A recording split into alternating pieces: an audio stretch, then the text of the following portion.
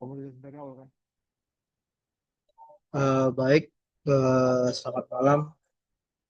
Perkenalkan nama saya Denny TS. Eh, saya di sini ingin menjelaskan AAS dari kecerdasan buatan. Dan di sini saya membuat tugasnya untuk prediksi sinyal dengan menggunakan NN, back propagation, dan feed forward. Dan ini eh, kita menggunakan eh, library Matplotlib, dan di sini juga ada generate data yang dengan acak secara input berdasarkan input, dan eh, kita menggunakan inputnya X1 dan X2 dan outputnya yaitu Y, dan Y itu menggunakan rumus sin 2 kali V kali X1 plus cos 2 kali V kali X2, dan di mana eh, di sini membuat model eh, data training yaitu MLP regressor untuk layar size-nya yaitu 10, dan aktivasi rule solver Adam-nya learning rate init atau LR. Terus di sini untuk datanya itu yaitu X dan Y untuk di progres sumbu sinyalnya, ya.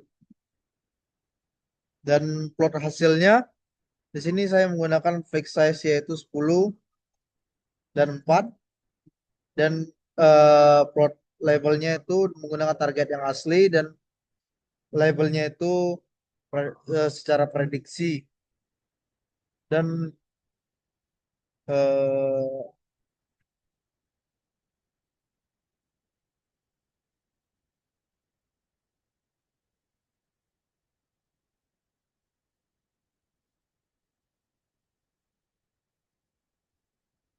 dan di sini saya memasukkan input X1-nya itu 0,5 dan X2-nya itu 0,7, dan epoch inputnya yaitu 1000, dan learning rate-nya itu saya menggunakan 0,01, dan ini calculate MSE-nya yaitu X1 untuk inputnya, X2 untuk inputnya, epoch-nya untuk inputnya, dan learning rate untuk input, dan Y itu sebagai outputnya yang secara saya jelaskan tadi untuk rumusnya.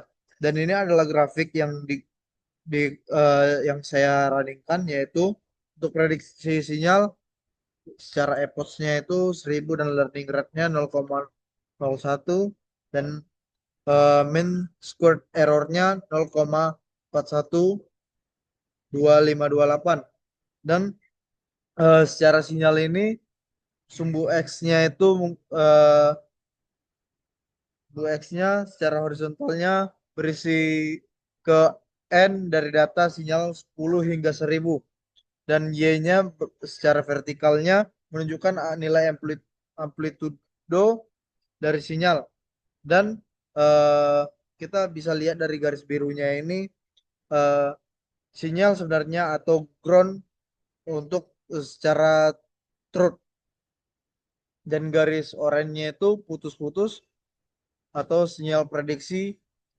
hasil dari model neural network, dan MSE ini adalah nilai rata-rata kuadrat dari selisih nilai dari nilai prediksi.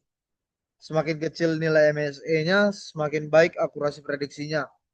Dan untuk analisis visualnya, kesesuaian pola ini, pola antara sinyal asli dan hasil prediksi cukup mirip, meskipun masih teratas deviasi atau perbedaan di beberapa titik. Model mampu mengikuti tren naik turunnya sinyal, tapi belum terlalu presisi.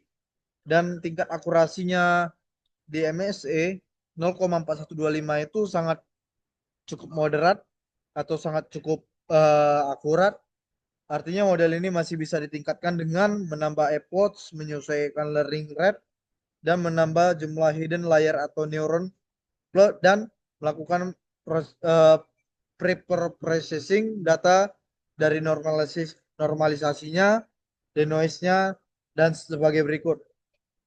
Secara kesimpulannya, model network ini atau MLP regressor telah berhasil mempelajari pada sinyal dengan nilai prediksi mendekati target, namun dengan MSE sekitar 0,01, masih terdapat ruang peningkatan agar prediksi lebih akurat. Mungkin segitu saja yang untuk saya jelaskan. Jika ada kekurangan, mohon maaf dan sekian. Terima kasih.